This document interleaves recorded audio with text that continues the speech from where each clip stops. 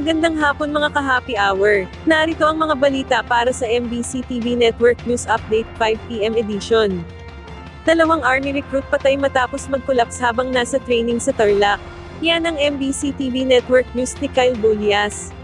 Nasawi ang dalawang army recruit sa kasagsagan ng kanilang training sa Tarlac. Kinumpirma ito ng tagapagsalita ng Philippine Army na si Colonel Louis Di Maala sa panayam ng DZRH News. Ayon kay Di Maala, bigla na lamang nag-collapse ang dalawang trainee ng Candidate Soldier Class 806-2026 sa gitna ng kanilang formation. Agad naman silang naisugod sa Tarlac Provincial Hospital pero binawian din ng buhay kinagabihan.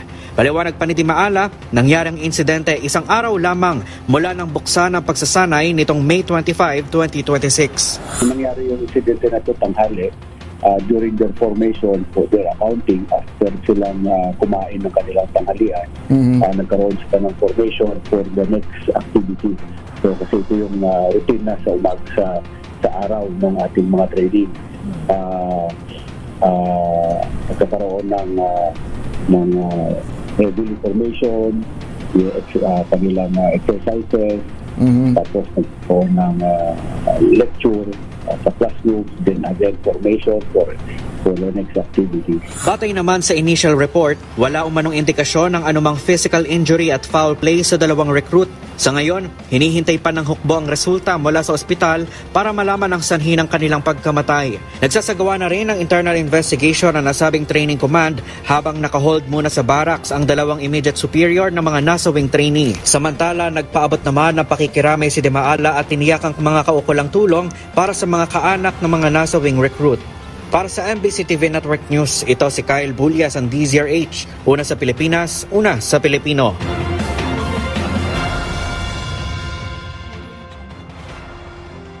Samantala, sa MBC TV Weather Update, Doming, lumakas pat na sa typhoon category na. Lalo pang lumakas at umakyat na ngayon sa typhoon category ang bagyong Doming. Ayon sa pinakahuling ulat, ang sentro ng mata ng Typhoon Doming ay namataan sa layong 815 kilometro sa silangan ng Northern Luzon. Taglay nito ang maximum sustained winds na 120 kilometers per hour malapit sa sentro, at pagbugso ng hangin na umaabot hanggang 150 kilometers per hour, kumikilos ito pa northwest sa bilis na 20 kilometers per hour. Kasabay nito, umiiral ang southwest monsoon na nakaaapekto sa Visayas, Mindanao, at kanlurang bahagi ng Southern Luzon. Inaasahang magdadala ito ng mga pag-ulan at malalakas na hangin sa ilang lugar.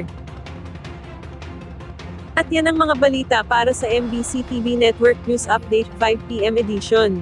Samahan ninyo kami bukas mula alas 9 ng umaga hanggang alas 5 ng hapon.